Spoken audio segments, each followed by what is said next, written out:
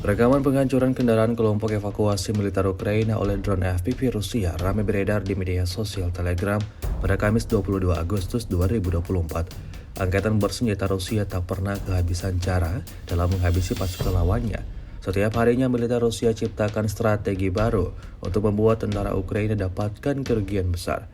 Dapat dilihat dalam rekaman detik-detik kelompok evakuasi tentara Ukraina diganggu oleh serangan drone FPV Rusia yang terus berdatangan. Truk derek yang datang untuk mengambil jenazah dari kereta yang terbakar turut mendapatkan akibatnya dari serangan drone Rusia. Alhasil, mau tidak mau tentara Ukraina harus berpasrah diri tak berhasil menjalankan proses evakuasi.